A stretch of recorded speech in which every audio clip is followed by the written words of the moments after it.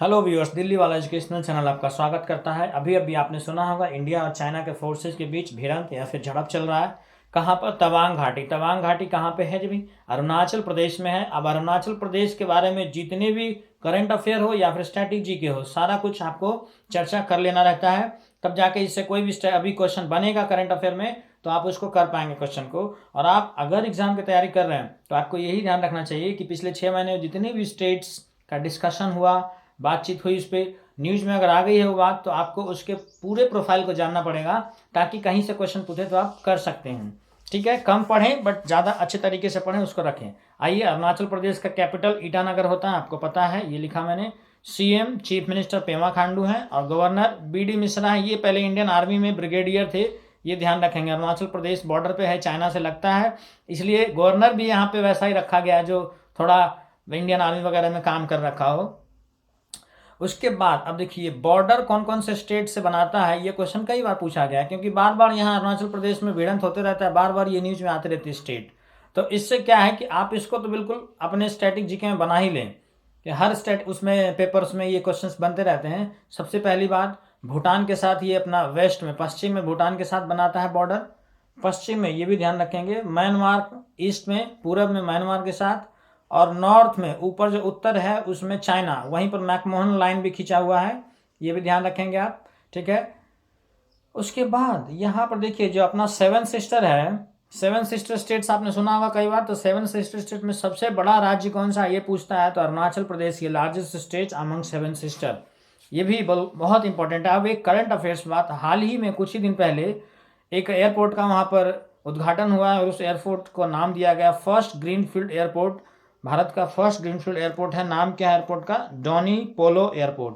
पोलो एक गेम होता है, आपने सुना होगा कई बार, तो ये वही है, डोनी पोलो एयरपोर्ट, याद रखेंगे। करंट अफेयर का भी क्वेश्चन बन गया, साथ ही साथ ये स्ट्रेटेजी के में कन्वर्ट हो जाएगा। उसके बाद अभी अरुणाचल प्रदेश से कुछ और बातें जाननी है, जिसको मैंने ऊपर एक पेज में लिखा है, उसको फोकस करने के लिए मैं कोशिश करता हूँ आपके लिए। ओके, अरुणाचल प्रदेश का गठन तो सबसे पहले हम जानेंगे। अरुणाचल प्रदेश न्यूज में आ गया तो बहुत ध्यान रखेंगे कि 20 फरवरी 1987, 20 फरवरी 1987 में अरुणाचल प्रदेश का गठन हुआ है। आसाम और नागालैंड दो ही राज्य से ये सीमा अपना शेयर करता है, लेकिन फॉरेन कंट्रीज मतलब विदेश देशों से ज़्यादा इसका संबंध है, मतलब दूसरे दूसरे देशों से, जो कि मैंने आपको बता रखा है पहले ही, भूटान, म्यांमार, चाइना। अब देखिए, भूटान, म्यांमार, चाइना, एक और ऑप्शन दे देगा पाकिस्तान, 4 ऑप्शन। अब पूछेगा इनमें से कौन से देश के साथ अरुणाचल प्रदेश अपना सीमा नहीं लगाता है, तो पाकिस्तान आपको बताना है, क्योंकि भूटान, म्यांमार और चाइना इनके साथ ही बॉर्डर लगाता है। स्टेट की बात करें तो आसाम और नागालैंड राज्य सीमा छूता है आसाम और नागालैंड की। उसके बाद एक और देखेंगे यहाँ पर, सबसे पहले सूरज उगने वाला राज्य है भारत का Arunachal Pradesh. Land of rising sun भी बोल देते हैं इसको इंडिया के लिए। वैसे ओवरऑल अगर बात किया जाए पूरे विश्व में, तो जापान है ऐसा देश जिसको कहते हैं उगते हुए सूरज का देश। और डूबते हुए सूरज का देश अगर आपसे पूछा जाए तो नॉर्वे बताना है।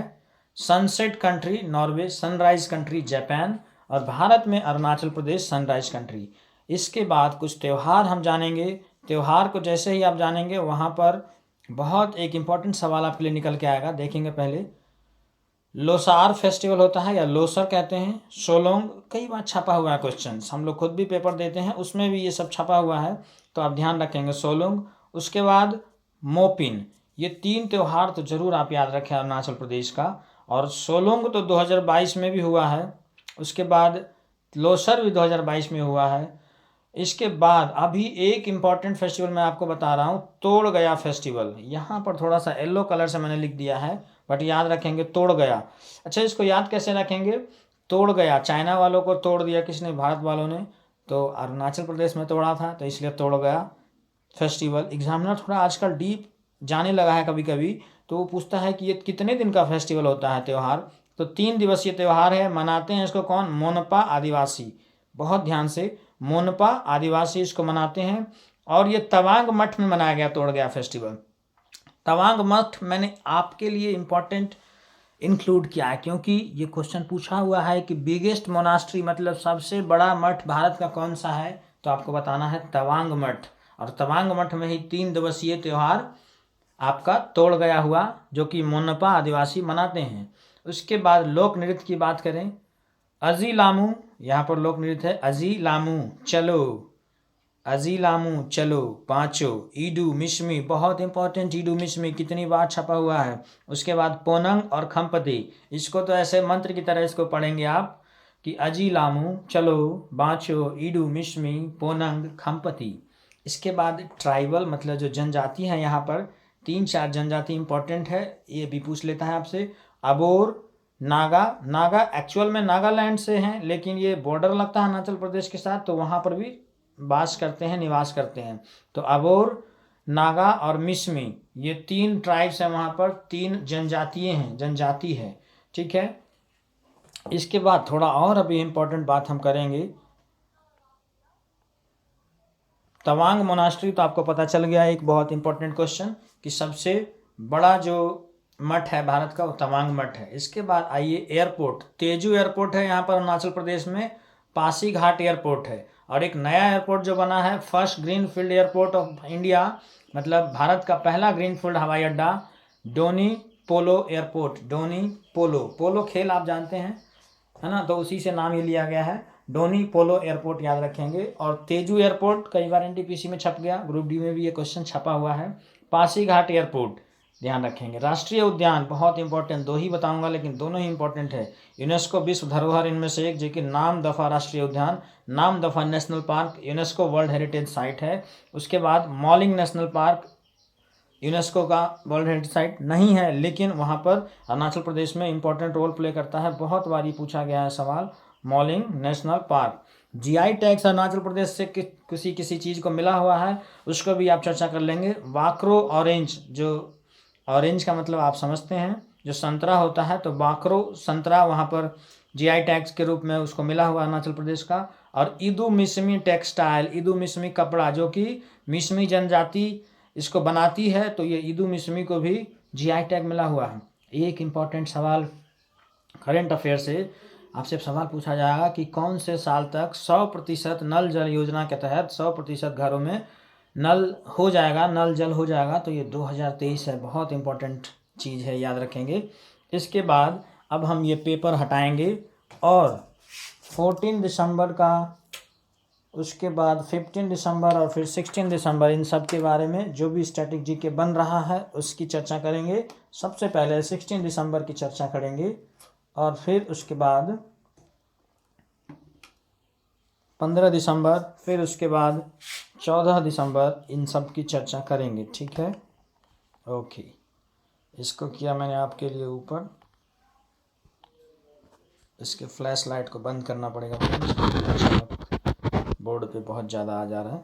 चलिए, हर एक लाइन इंपॉर्टेंट होगा आपके लिए फ्रेंड्स, ध्यान से सुनेंगे। आज 16 दिसंबर है, 16 दिसंबर 1971 में हमने जीत हासिल कर ली थी पाकिस्तान पर, उसी टाइम से हम क्या मनाते आ रहे हैं, विजय दिवस मनाते आ रहे हैं। 4 दिसंबर को अभी मैंने बताया था नेवी डे मनाते हैं, ये भी 1971 से ही नेवी डे मनाते आ रहे हैं, क्योंकि पाकिस्तानी जो नेवी था उसके ऊपर हमने जीत हासिल किया था। और उस ऑपरेशन का नाम अगर आपसे पूछे तो ट्राइडेंट बोलते हैं, उस ऑपरेशन का नाम क्या है, ऑपरेशन ट्राइडेंट। 4 दिसंबर को हमने जीत हासिल की थी, नेवी, अपना भारतीय नेवी ने हासिल किया था जीत। उसके बाद आप 16 दिसंबर को पूरी तरीके से विजय दिवस मनाते हैं, क्योंकि पूरे तरीके से इसको हार मनवा दिया था, सरेंडर कर दिया था पाकिस्तानियों ने, उसके 90,000 सैनिकों ने सरेंडर कर दिया था, ये बात ध्यान रखेंगे। तो 16 दिसंबर को विजय दिवस, लेकिन साथ ही साथ कारगिल विजय दिवस में आप कन्फ्यूज रहते हैं, तो फिर से ध्यान से सुनिए, कारगिल विजय दिवस हम 26 जुलाई को मनाते हैं, बोलेंगे साथ साथ, कारगिल विजय दिवस 26 जुलाई को मनाते हैं और 16 दिसंबर को हम विजय दिवस मनाते हैं, दोनों में फ़र्क रखेंगे। आइए, 15 दिसंबर 1950 में सरदार वल्लभ भाई पटेल का निधन हुआ। उसके बाद 2 साल बाद 1952 में पहला लोकसभा शुरू हुआ। आपसे पूछा जाता है पहला लोकसभा का सेशन मतलब पहला लोकसभा का कार्यकाल क्या है, तो 1952 से 1957, ठीक है। भारत के पहले उप प्रधानमंत्री थे कौन, सरदार वल्लभ भाई पटेल। थोड़ा सा फ़ोन नीचे कर दो ताकि आपको सही तरीके से दिख पाए, ये राइटिंग मेरा धीरे धीरे सुधर जाएगा कि मुझे बोर्ड पर लिखने की भी आदत नहीं है, ठीक है। कुछ नया करना चाह रहा हूँ आपके लिए ताकि आपको कम टाइम में ज़्यादा वो मिल सके, मतलब स्टैटिक जीके के लिए आपको परेशान ना होना पड़े। अब देखिए, भारत के पहले उप प्रधानमंत्री थे, पता है तो अच्छी बात, गृह मंत्री थे और साथ ही साथ सूचना मंत्री थे। अब इनमें से अगर आप अच्छे से संतुष्टि से और उसको क्या कहते हैं, सेटिस्फैक्शन से नहीं पढ़ते हैं, तो जैसे आपसे सवाल पूछेगा कि भारत के पहले सूचना मंत्री कौन थे, तो आप सोचेंगे यार हमने पढ़ा नहीं, जबकि तीनों एक ही साथ लिखा हुआ, उप प्रधानमंत्री, गृह मंत्री और सूचना मंत्री। तो आपको जब कॉन्साइज करके कोई बता रहा है तो उसको ऑब्टेन करना सीखिए। आप ऑप्शनल क्वेश्चंस के पीछे भाग रहे हैं अभी। ऑप्शनल क्वेश्चंस में क्या एक ही चीज़ आप सीख पा रहे हैं, यहाँ पर 3 चीज़ सीख रहे हैं। सूचना मंत्री भी भारत के पहले सूचना मंत्री सरदार वल्लभ भाई पटेल हैं। और चीज़ जानिए इनके बारे में, लौह पुरुष मानते हैं इनको, है ना, आयरन मैन ऑफ इंडिया। एक पिछले स्टैटिक जीके का जो मैंने वीडियो बनाया था तो मैंने पूछा था कमेंट में कि आयरन लेडी ऑफ इंडिया किसको कहते हैं, तो इंदिरा गांधी को कहते हैं। एक बंदे ने जवाब दिया था वहाँ पर। ओके, भारत का बिस्मार्क भी कहते हैं इनको। क्या? भारत का बिस्मार्क किनको? सरदार वल्लभ भाई पटेल को। लेकिन बिस्मार्क एक्चुअल में है क्या? तो बिस्मार्क नाम का एक आदमी था जो जर्मनी का पहला चांसलर बना था और बहुत ही यूनिफाइड, मतलब उसके अंदर जो उसका दृढ़ संकल्प है बहुत ही मजबूत था, स्ट्रेंथ उसके अंदर बहुत ज़्यादा था, लोगों को यूनाइट करना, स्टेट्स को यूनाइट करना, ये सब काम उसको था। तो इसीलिए बिस्मार्क से कंपेयर किया जाता है जो यूनिटी या एकता में विश्वास रखते हैं उनको। तो लौह पुरुष सरदार वल्लभ भाई पटेल को भारत का बिस्मार्क भी कहा जाता है। और पहला जर्मनी का जो पहला चांसलर था उसी का नाम था बिस्मार्क, मतलब बिस्मार्क जर्मनी का पहला चांसलर था। वर्तमान में अगर पूछ ले आपसे कि जर्मनी का चांसलर कौन है, तो ओलाफ स्कॉल्ज। करंट अफेयर से भी रिलेट कर रहा हूँ मैं। आजकल एग्जामिनर थोड़ा सा लेवल अपना बढ़ा रहा है, पूछने लगा है कि भारत रत्न कौन से आदमी को कब मिला। तो जो इम्पोर्टेंट पर्सन है, जो न्यूज़ में रहते हैं, उनके बारे में आपको जानना पड़ेगा। तो 1991 में भारत रत्न मिला सरदार वल्लभ भाई पटेल को, ध्यान रखेंगे। और 1990 में मैंने आपको पहले ही बता रखा है। एक तो यहाँ पे साउथ अफ्रीका के जो थे, है ना, साउथ अफ्रीका के जो आपके Nelson Mandela, yes Nelson Mandela थे। और अपने भारत में बाबा साहब अम्बेडकर, इन दोनों को 1990 में मिला है। अगले साल 1991 में सरदार वल्लभ भाई पटेल को भारत रत्न मिला है। 2014 से हम क्या मनाते आ रहे हैं? राष्ट्रीय एकता दिवस। कब मनाते हैं ये? 31 अक्टूबर को। यहाँ तक हुई बात। 31 अक्टूबर को, फिर से बोलेंगे साथ साथ, 31 अक्टूबर को राष्ट्रीय एकता दिवस, नेशनल यूनिटी डे मनाते हैं। और 2014 से मनाते आ रहे हैं जब मोदी की सरकार आई थी, आपको ये पता होना चाहिए। अब देखिए, 15 दिसंबर के स्टैटिक जीके की बात करते हैं। अभी हमने 16 दिसंबर की बात की थी। 15 दिसंबर 1952 में पोट्टी श्री रामुल्लू का निधन हुआ। इनको प्यार से हम श्री रामुल्लू ही कहते हैं। और ध्यान देंगे 1952 में इनका निधन हुआ है, जब पहला लोकसभा का कार्यकाल शुरू हुआ था। क्यों निधन हुआ? क्योंकि इन्होंने भूख की हड़ताल की थी और ये मद्रास प्रेसिडेंसी से अपने आंध्र प्रदेश को अलग करना चाहते थे, जिसके लिए इन्होंने भूख हड़ताल किया था। तो ये डीप क्वेश्चंस है, लेकिन उभर के कैसे आएगा आपके सामने? ये कोई होना चाहिए आपके सामने जो आपके लिए क्वेश्चन बना दे इस तरीके से। तो ऐसे क्वेश्चन जब पूछे जाते हैं तो आप नहीं कर पाते, और थोड़ा सा टाइम भी देना पड़ता है फ्रेंड्स। ऐसा नहीं कि 10-5 दिन में ही आप स्टैटिक जीके पढ़ लेंगे। तो ध्यान देंगे, 58 दिन की भूख हड़ताल करने के बाद श्री रामुल्लू का निधन हो गया था। इनको अमरजीवी भी कहा जाता है। क्या? अमरजीवी भी कहा जाता है। क्रांतिकारी जतिन दास के बाद इकलौते दूसरे व्यक्ति थे जिनकी मृत्यु अनशन की वजह से हुई थी। कितनी बड़ी बात हो रही है यहाँ पर।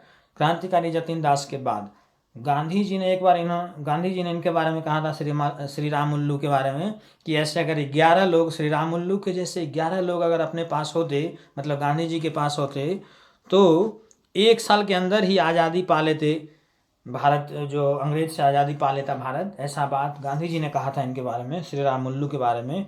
तो ये इम्पोर्टेंट बन जाता है। और जतिन दास के बाद दूसरे ऐसे क्रांतिकारी बने जिन्होंने अनशन की वजह से अपनी जान दी।